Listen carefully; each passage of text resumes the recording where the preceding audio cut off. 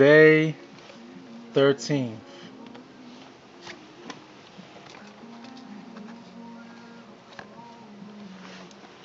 Genesis chapter 31 and 32.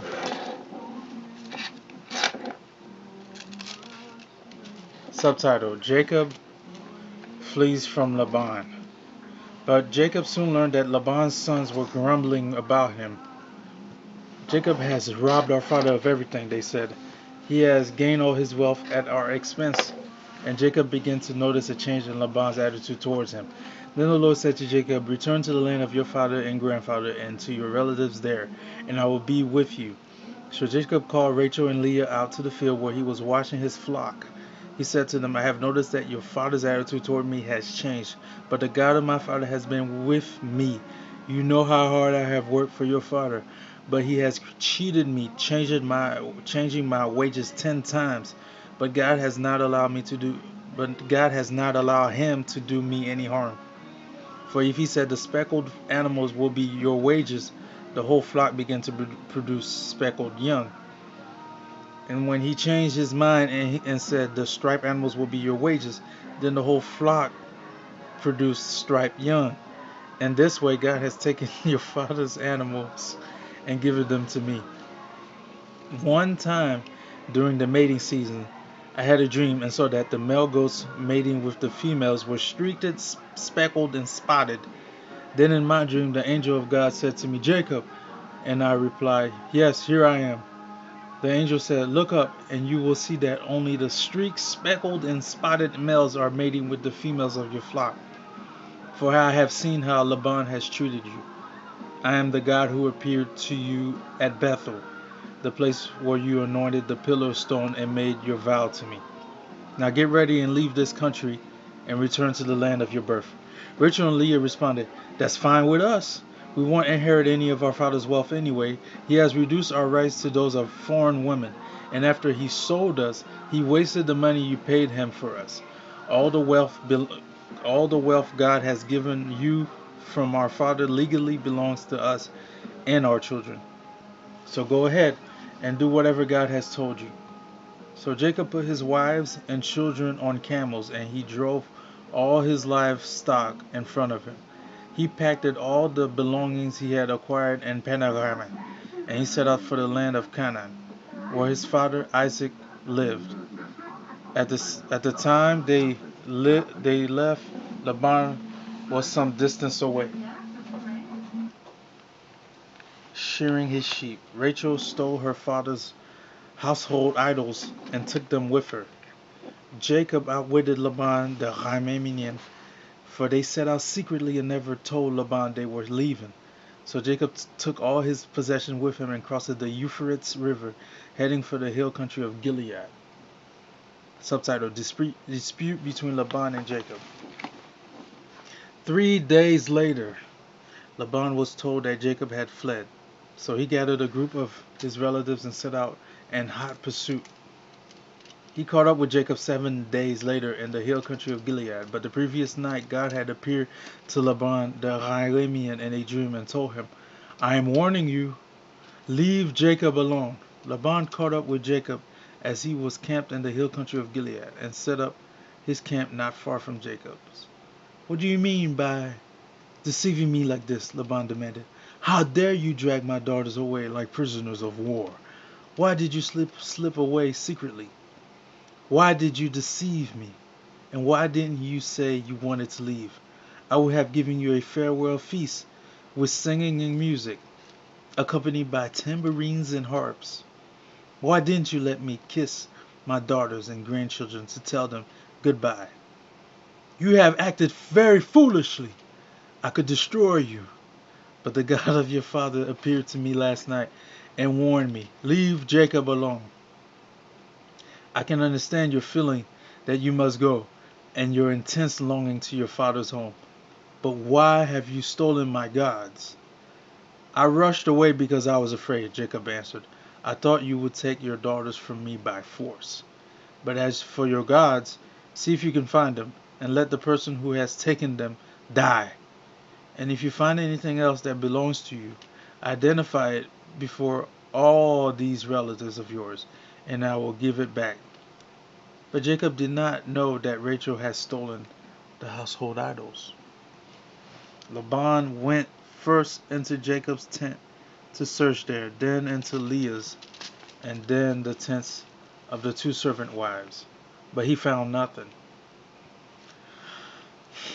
Finally, he went into Rachel's tent. But Rachel had taken the household idols and hidden them in her camel's saddle, and now she was sitting on them. When Laban had thoroughly searched her tent without finding them, she said to her father, "Please, sir, forgive me if I don't get up for you. I am having my monthly period."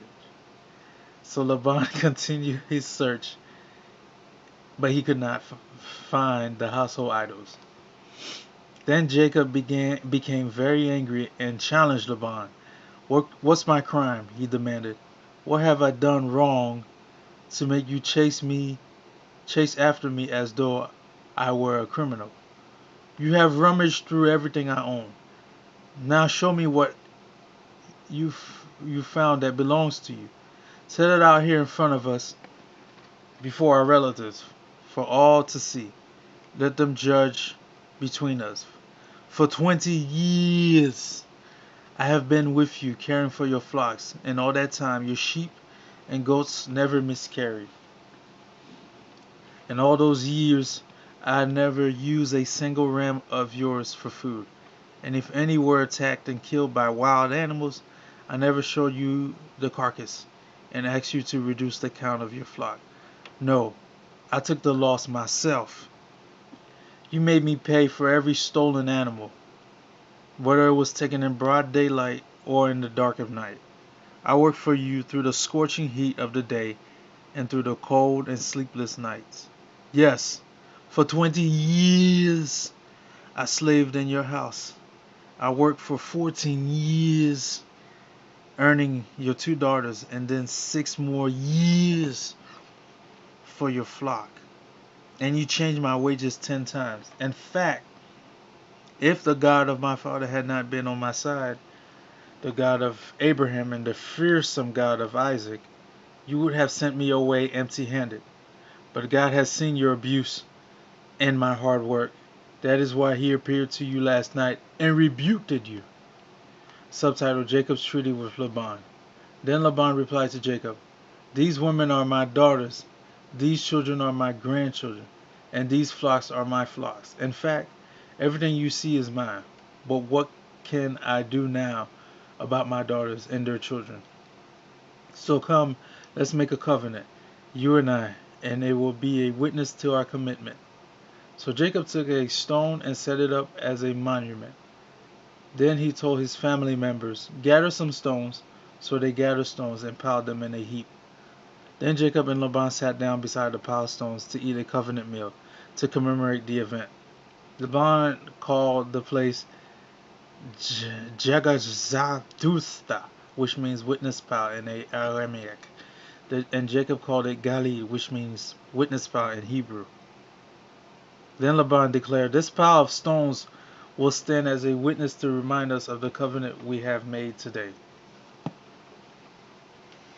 This explains why it was called Galid, witness pile, but it was also called Mizpah, which means watchtower. For Laban said, "May the Lord keep watch between us to make sure that we keep this covenant we are out of each other's sight. If you mistreat my daughters or if you marry other wives, God will see it even if no one else does. He is a witness to this covenant between us. See this pile of stones," Laban continued, "and see this monument I have set between us. This stands between us as a witness of our vows. I will never pass this pile of stones to harm you, and you must never pass these stones or this monument to harm me. I call on the God of our ancestors, the God of your grandfather Abraham, and the God of my grandfather Nahor to serve as a judge between us." So Jacob took an oath before the fearsome God of his father Isaac, to respect the boundary line. Then Jacob offered a sacrifice to God there on the mountain and invited everyone to a covenant feast. After they had eaten, they spent the night on the mountain. Laban got up early the next morning, and he kissed his grandchildren and his daughters and blessed them. Then he left and returned home. Subtitle: Jacob returns home. Angel meets Jacob. As Jacob started on his way again, angels of God came to meet him. When Jacob saw them, he exclaimed, "This is God's camp." So he named the place Mahanaim. Subtitle: Jacob sends gifts to Esau. Then Jacob sent messengers ahead to his brother Esau, who was living in the region of Seir in the land of Edom. He told him, "Give this message to my master Esau. Humble greetings from your servant Jacob. Until now I have been living with Uncle Laban, and now I own cattle, donkeys, flocks of sheep and goats, and many servants, both men and women. I have sent these messengers to inform my lord of my coming, hoping that you will be friendly to me." Subtitle: Jacob prepares to meet Esau. After delivering the message, the messengers returned to Jacob and reported, "We met your brother Esau, and he is already on his way to meet you, with an army of 400 men." Jacob was terrified at the news. He divided his household along with the flocks and herds and camels into two groups. He thought, if Esau meets one group and attacks it, perhaps the other group can escape. Then Jacob prayed, "O God of my grandfather Abraham and God of my father Isaac, O Lord, you told me, return to your own land and to your relatives, and you promised me I will treat you kindly. I am not worthy of all the unfailing love and faithfulness you have shown me, your servant. When I left home and crossed the Jordan River, I owned nothing except a walking stick. Now my household fills two large camps. O Lord, please rescue me from the land of my brother Esau. I am afraid that he is coming to attack me, along with my wives and children. But you promised me, I will surely treat you kindly, and I will multiply your descendants until they become as numerous as the sands along the seashore, too many to count." Jacob stayed where he was for the night. Then he selected these gifts from his possessions to present to his brother Esau: 200 female goats, 20 male goats, 200 ewes, 20 rams, 30 female camels with their young, 40 cows, 10 bulls, 20 female donkeys, and 10 male donkeys. He divided these animals into herds and assigned each to different servants. Then he told his servants, "Go ahead of me with the animals, but keep some distance between the herds." He gave these instructions to the man leading the first group: "When your brother Esau meets you, he will ask, 'Whose servants are you? Where are you going? Who owns these animals?' You must reply, 'They belong to your servant Jacob, but they are a gift for his master Esau. Look, he is coming right behind us.'" Jacob gave the same instructions to the second and third herdsmen, and to all who followed behind the herds. "You must say the same thing to Esau when you meet him. But be sure to say, 'Look, your servant Jacob is right behind us.'" Jacob thought, "I will try to appease him by sending gifts ahead of me. When I see him in person, perhaps he will be friendly to me." So the gifts were sent on ahead, while Jacob himself spent that night in the camp. Subtitle: Jacob wrestles with God and becomes Israel. During the night, Jacob got up and took his two wives, his two servant wives, and his 11 sons, and crossed the Jacob River with them. After taking them to the other side, he sent all of his possessions. This left Jacob alone in the camp, and a man came and wrestled with him until the dawn began to break. When the man saw that he would not win the match, he touched Jacob's hip and wrenched it out of its socket. Then the man said, "Let me go, for the dawn is breaking." But Jacob said, "I will not let you go unless you bless me." "What is your name?" the man asked. He replied, "Jacob."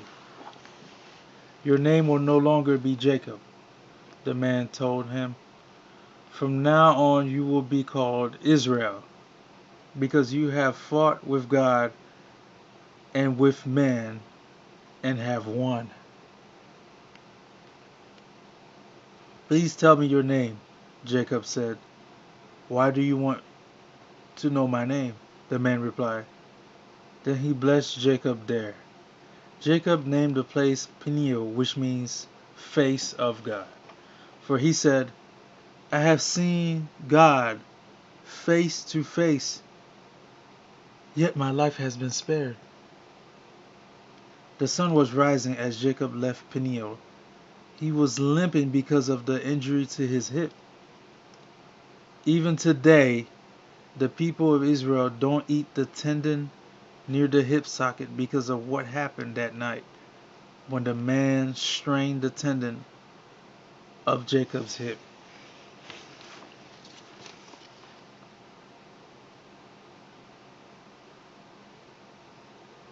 That's powerful.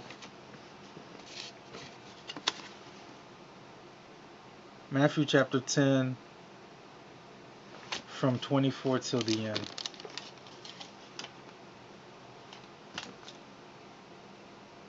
Students are not greater than their teacher, and slaves are not greater than their masters. Students are to be like their teacher, and slaves are to be like their master. And since I, the master of the household, have been called the prince of demons, the members of my household will be called by even worse names. Subtitle: Instruction not to fear opposition. But don't be afraid of those who threaten you, for the time is coming when everything that is covered will be revealed, and all that is secret will be made known to all. What I tell you now in darkness, shout abroad when daybreak comes. What I whisper in your ear, shout from the housetops for all to hear. Don't be afraid of those who want to kill your body. They cannot touch your soul. Fear only God, who can destroy both soul and body in hell. What is the price of 2 sparrows, 1 copper coin?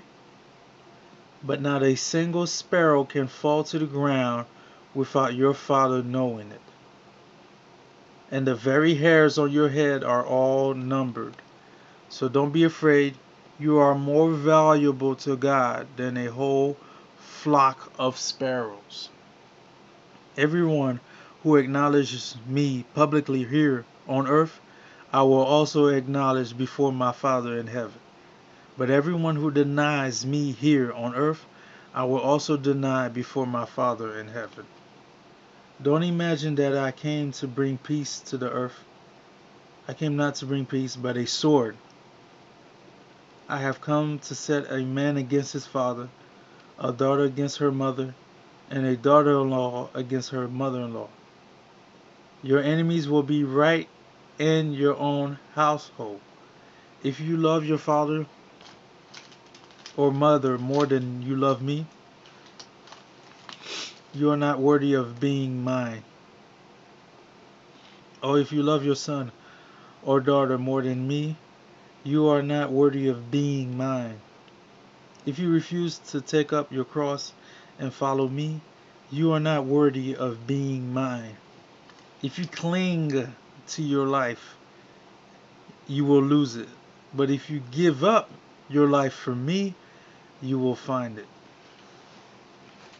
Anyone who receives you receives me, and anyone who receives me receives the Father who sent me. If you receive a prophet as one who speaks for God, you will be given the same reward as a prophet. And if you receive righteous people because of their righteousness, you will be given a reward like theirs. And if you give even a cup of cold water to one of the least of my followers, you will surely be rewarded. Okay, that concludes day 13. Day 13 of Bible reading cover to cover.